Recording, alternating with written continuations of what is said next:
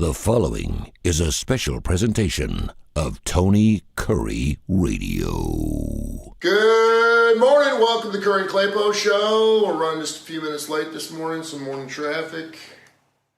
Woo. Is it just me?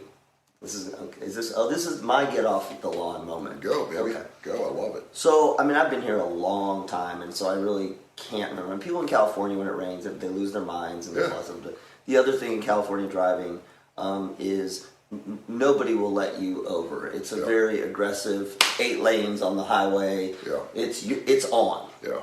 But one thing I noticed is very different here. Mm-hmm. Particularly, not just when it rains, the amount of tailgating or what feels more like NASCAR drafting. Oh yeah. I was sitting on 459. It's raining. There's like 4 SUVs. You know what? 2 feet in between. Yeah. That's flippant. That's effing stupid. Yeah. Like there's a lot of stupid things you can do. Yeah. But that's horrible. That's what they do. By the way, I deleted it because I felt really bad. But I'm driving down here, and I look over at my passenger on the window, and there's a gecko hanging on for dear life. A real gecko, not the commercial? No. Hanging on, Tony, for dear life on the window while I'm on the freeway. That's awesome. And Was it a gecko or a frog? No, it was a gecko, like a little lizard gecko. Yeah. I felt horrible. It was, and then I did, and I was like, okay, I need to save him. I know it. And it was, and I'm not about saving him, but it's just, he looked so pathetic. It's your Deer Chronicles. It's got well, he's hanging on. And I didn't know what to do, and I'm like, okay, I'm going to roll down the window just a little bit. Yeah. And maybe he'll, as I roll, because he's hanging onto the window, maybe he'll start rolling down the window. But hopefully it was a quick death. We got a lot to get into today.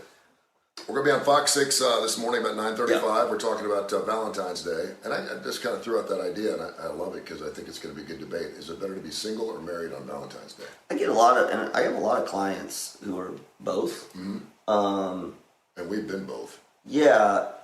The single, well, your daughter's beautiful inside. Yeah. My single clients struggle. Really? Yeah. The ones that I see. It probably kind of depends on where you're at. Did you just go through a breakup? And they're a little older. Fall in love? Do you really care? Yeah, it's that kind of stuff. It's a little deep. I would say a little deeper. I think the majority of people that go through a breakup, whether it's divorce or just a breakup from a long relationship, initially miss the relationship, but then they find that this is kind of nice, that I can watch what I want to do, I can do what I want to do. Absolutely. And then you probably fall back into that, kind of like that, somebody back around again. But I will tell you this: it's a money saver. Seriously. You think about $400, $500, $600 you spend every year on Valentine's Day on your girlfriend, your wife. I know. Woodhouse Day. Well, we'll talk about that too.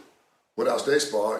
We have them on Birmingham.woodhousespas.com. We had Stuart Rome on, of course, one of their big days. People are using their gift cards from Christmas, which I did for my daughter and myself, and now they're coming back for Valentine's Day. And it's super easy. It's perfect because it takes you 90 seconds. They don't do pop-up stuff. It is the best. It really is. Like you cannot. It is. Well, you can't go wrong. It's not inappropriate. Yeah. I can think of a couple of workplaces where maybe it's not the best unless you know the person, but I would say 99% of the time. Yeah. It is the perfect gift because the other thing is people think that when you go to Woodhouse, like it's just a massage. No, so you're giving them a spa package or a treatment, so they can do whatever they want. Yeah, he's got 4 special packages on their website right now too that can save you some money. But anyway,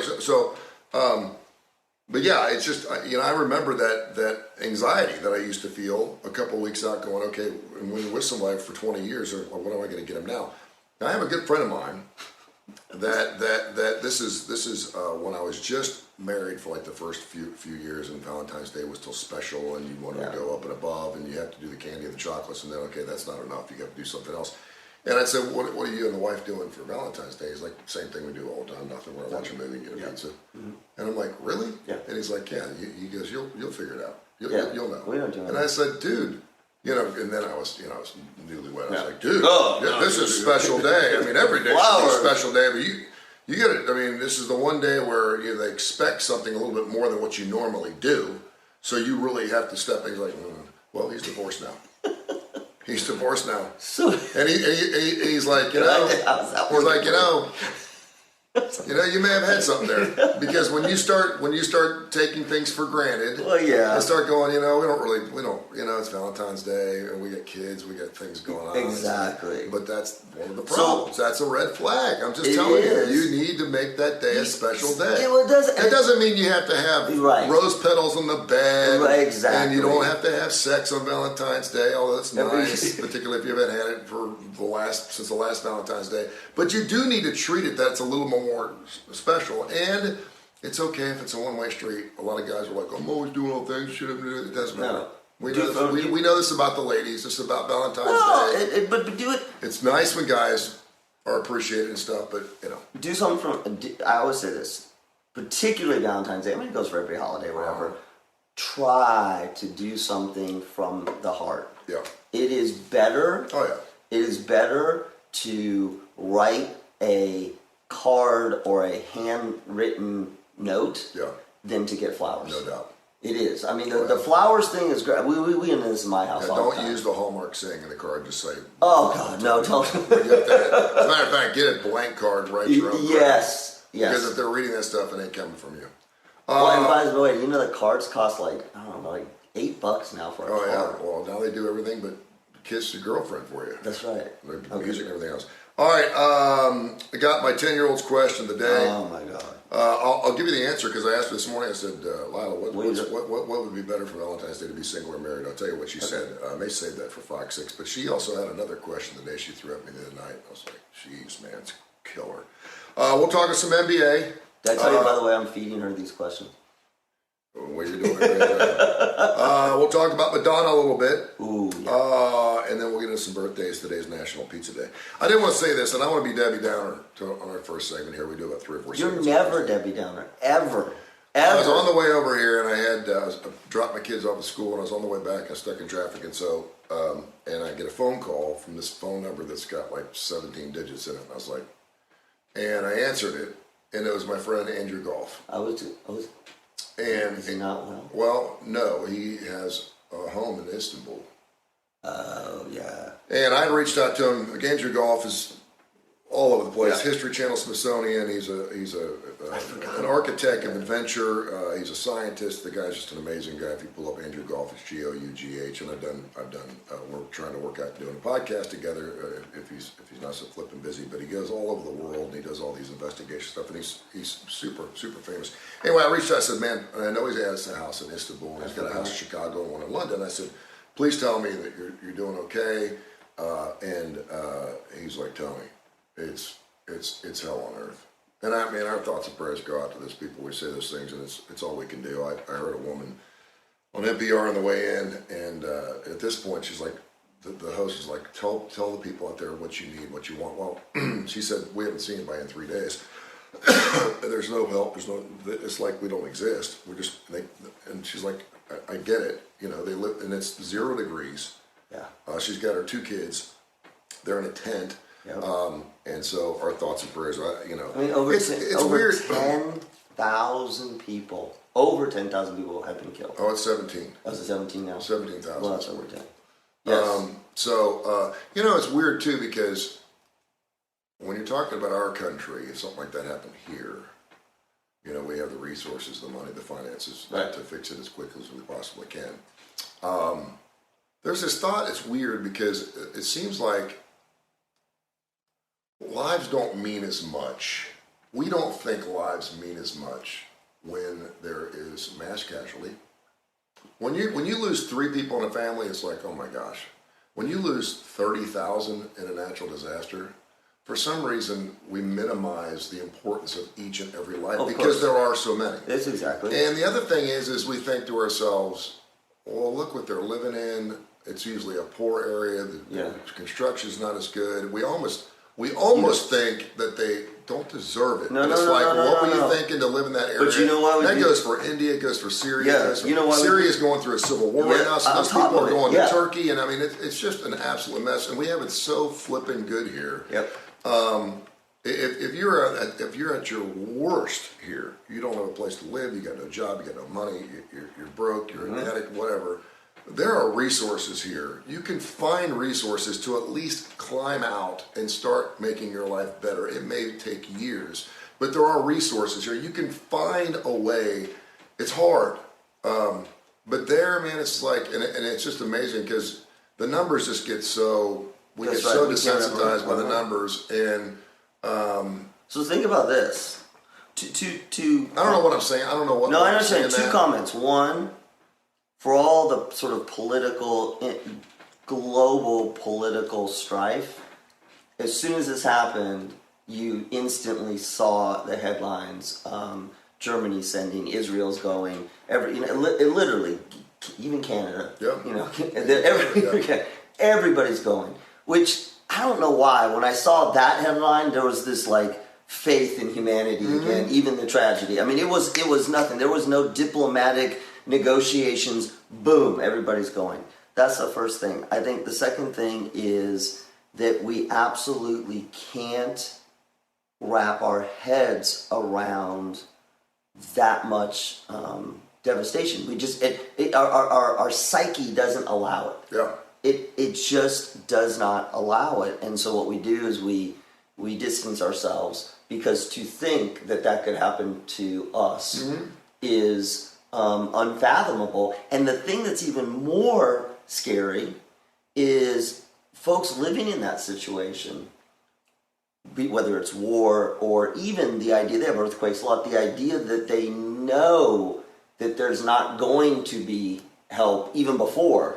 Imagine living with that every day. This is why people come. We think that people that are used to this type of devastation, whether it's famine, whether it's earthquakes, genocide, whatever it is, we think because they've lost three children in a family of 9, that fourth one doesn't hurt just as much as the first, and it's and I get it, it's human nature, to think, okay, she's been through this before, but yeah, I mean, it's just sad. It's just super sad. So thoughts and prayers go out to those people. I got a friend of mine who's in the military, the 117th. They're flying over today, and he's dreading going because I want to help, but I do not want to see the devastation. It's horrible. It's terrible. So my thoughts and prayers go out this line, folks. All right, birthdays, and we're going to take a short break, about a 1-minute break. We'll be right back, and then we're going to get into Valentine's Day. I love this. And actually, I'm going to do the question of the day. This question, you're going to love this question. Joe passed you today. There's only 2 birthdays today. 80? 80, right on the nose. Carole King. I love Carole King. 78? 81. Hey, by the way, James Taylor. I saw that. Do you want to go? He's coming on Father's Day. Is he really? It's Father's Day. Yeah, Jules. Which is awesome. But I don't know about. I mean, I'm a big James Taylor fan. I know you are a huge one. I just looked up his concert dates 2 days ago, not knowing he was coming to Oak Mountain, and then all of a sudden it happened. But this is him and Kenny Loggins. Kenny Loggins just announced his last tour. Kenny Loggins coming with him? No, he's not coming. No, he's traveling with Yacht Rock Review. He's doing he's doing his own thing. Okay. Now Kenny Loggins and James Taylor together, I would go. James Taylor, I love James Taylor to listen to it. I don't know though that I could sit. Have you ever seen his concerts? No. Oh, dude, you gotta go. Really? It's incredible. I mean, he was just like got a guitar. No, and I've seen Kenny Loggins a long time ago, but I like. Okay. But Kenny Loggins, those two I want to see Together? No, I want to see them apart. I don't want to see them together because they won't play all the shit. I think a James Taylor concert would be kind of boring. That's what James Taylor. No, I know. Yeah, well, you're not going for a light show. James Taylor's 75 years old.